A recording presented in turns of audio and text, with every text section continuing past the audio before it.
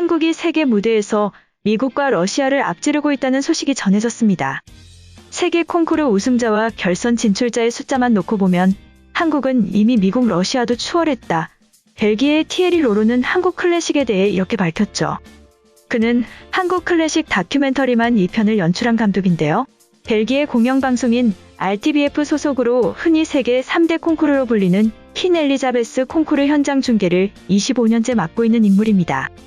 그는 올해 DMZ 국제 다큐멘터리 영화제 초청작인 K-클래식 제너레이션 상영을 위해 방한하였는데요.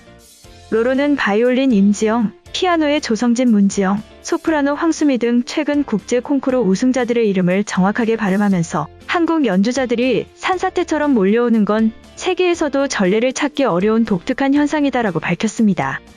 그는 브뤼셀 음악원에서 오보에와 음악학을 전공한 전문 연주자 출신인데요.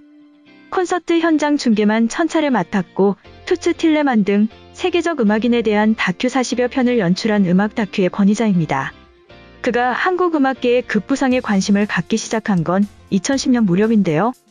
퀸 엘리자베스 콩쿠르 결선에만 매년 너댓 명씩 진출하는 한국의 저력을 지켜보면서 호기심이 증폭됐다고 그는 밝혔습니다.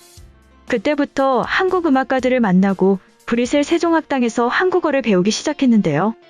지난 10년간 16차례 한국을 찾았고 그 첫 번째 결과물이 2012년 다큐인 한국 클래식의 수수께끼라는 작품으로 나타났습니다. 이 다큐를 관람한 벨기에의 마틸드 왕비는 2년 전 방한 당시 한국예술종합학교를 방문해 바이올린 전공의 김남윤 명예교수의 레슨을 참관한 뒤 김 교수의 손을 꼭 붙잡기도 하였죠. 그는 첫 번째 다큐 이후에도 한국 연주자들은 거의 모든 세계 콩쿠르에서 폭풍처럼 매섭게 몰아치고 있다. 이들이야말로 K-클래식의 새로운 세대이자 물결이다라고 밝혔습니다. 그는 이와 같은 K-클래식 돌풍의 비결로 눈부신 경제성장과 한국예술종합학교 같은 영재교육 시스템, 부모들의 헌신적 지원 등 세 가지를 선고받는데요. 로로는 철저하게 개인 역량에 맡기는 유럽과 달리 한국은 온 가족이 음악을 전공하는 아이의 성공을 위해 매달리는 패밀리 프로젝트에 가깝다. 가족들의 희생이야말로 유럽에선 찾기 어려운 한국적 풍경이다라고 말하였습니다. 특히 이번 다큐에서도 임지영, 황수미 등 한국 음악가들의 부모들이 인터뷰 도중 딸의 우승을 떠올리면서 눈물 흘리는 장면이 그대로 담기기도 하였죠. 그는 한국 클래식의 눈부신 약진 이면에 존재하는 순위 경쟁의 성적 지상주의에 대한 뼈아픈 지적도 잊지 않았는데요. 로로는 다채로운 감정을 자연스럽게 느끼고 표출해야 하는 어린 연주자들이 하루 9시간씩 연습에만 매달리고 성패에 대한 압박감에 시달리는 모습에 안쓰러운 적도 적지 않았다. 앞으로 한국 클래식이 더욱 성장하기 위해선 반드시 고민해야 할 숙제이다라고 말하였습니다. 한편 한국이 이처럼 앞서가자 이제는 미국도 한국을 보고 따라하고 있다는 소식이 전해졌습니다. 한국 국회가 구글 갑질 방지법을 통과시킨 지 얼마 되지 않아 지난 10일 미국 법원 역시 애플의 앱스토어 진입 장벽을 완화하도록 명령했다고 미국의 월스트리트 저널 WSJ가 보도하였죠. 미국 법원이 인앱 결제 방식을 두고 벌어진 애플과 에픽게임스의 소송에서 에픽의 손을 들어준 것인데요. 에본 곤잘레즈 로저스 캘리포니아 북부지법 판사는 에픽게임스가 인앱 결제 방식을 두고 애플을 상대로 제기한 소송에서 애플의 현재 앱스토어 결제 규정이 반경쟁 행위에 해당한다고 판단했습니다.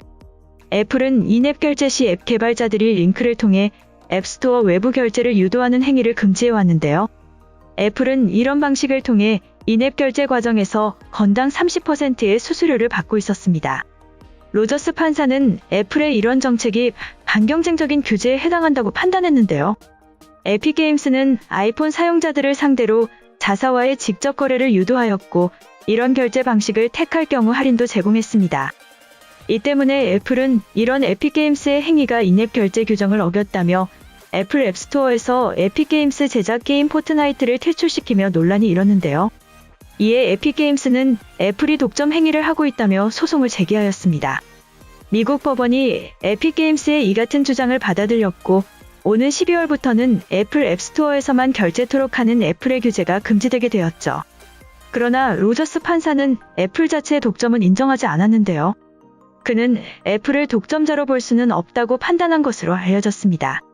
그는 성공은 불법이 아니며 최종 재판 기록에는 앱스토어 관련 시장에서 진입장벽 같은 독점 판단에 필수적인 증거가 포함되지 않았다라고 판결하였는데요. 애플의 인앤앱 결제 방식은 문제가 있지만 애플의 독점을 인정하지는 않은 것이죠. 하지만 전문가들은 애플 등 IT 공룡들이 시장 지배력을 이용 자사의 앱스토어에서만 결제를 허용하는 관행을 불법이라고 판단한 것은 한 걸음 내디딘 것이라고 밝히고 있습니다. 한편 일본은 한국을 몰래 따라하려다 비난받고 있다는 소식이 전해졌죠.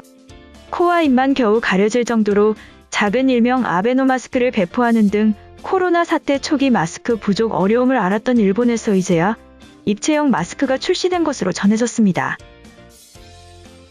일본에서 이번에 출시된 마스크는 한국에서 흔히 사용되는 KF94 마스크와 비슷한 모양인데 출시 하루 만에 매진될 만큼 인기가 높은 상황인데요. 하지만 모양 때문에 칭찬도 나오지만 비판도 받는 것으로 전해졌습니다. 지난 10일 일본 매체에 따르면 일본 전자업체 샤프는 지난 8일 자사 입체형 마스크인 샤프 크리스탈 마스크의 판매를 시작했는데요. 니혼 게이자의 신문은 이 마스크에 대해 육각형에 기반한 입체 구조로 마스크와 입이 닿지 않도록 안쪽의 공간을 확보해 호흡이 쉽고 립스틱이 묻거나 화장이 뭉치는 일이 없다. 부직포에 은이온 성분이 들어있어 세균의 증식을 억제한다고 보도하였습니다. 샤프는 이 마스크 5매입을 배송비 별도로 699엔 한화 약 7,400원에 15매입을 배송비 없이 1,980엔 한화 약 21,000원에 판매하고 있죠. 한 달에 1회 배송비 없이 15매입을 받는 정기 구독 서비스는 1,880엔 한화 약 2만원으로 책정했습니다. 샤프의 이러한 마스크 3가지 구성은 현재 모두 매진된 것으로 전해졌는데요. 인터넷 매체 IGA는 관련 소식을 보도하며 샤프가 만든 새 마스크가 완판돼 마스크 난민이 발생했다고 보도하였습니다. 보도에 따르면 일본에서는 이미 한국 KF94 마스크가 안쪽에 공간이 넉넉해 호흡이 편하고 안경에 김도 덜 서려 인기가 높은 상황인데요.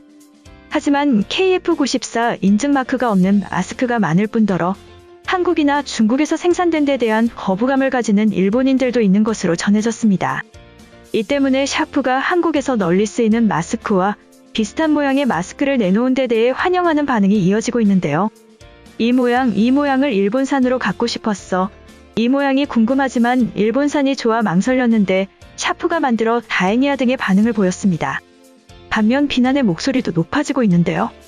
트위터에서 한 누리꾼은 한국의 KF94 마스크를 자주 썼는데 샤프의 새 마스크가 비슷해 보인다. 품질이나 사용감은 모르겠지만 샤프는 비싸다, 피부에 좋다거나 다른 장점이 있을까라고 게시하였죠. 또한 한국 마스크와 너무 닮았다며 그대로 복제했다거나 일본이 한국에서 기술과 문화를 모방하는 나라가 된 것 같다는 글이 올라오는 상황입니다. 이번 영상은 여기까지고요. 제 영상이 도움이 되셨거나 세계 속 반응 더 보고 싶다 하시는 분들은 구독과 좋아요, 알람 설정까지 부탁드립니다. 다음에 또 봐요. 안녕.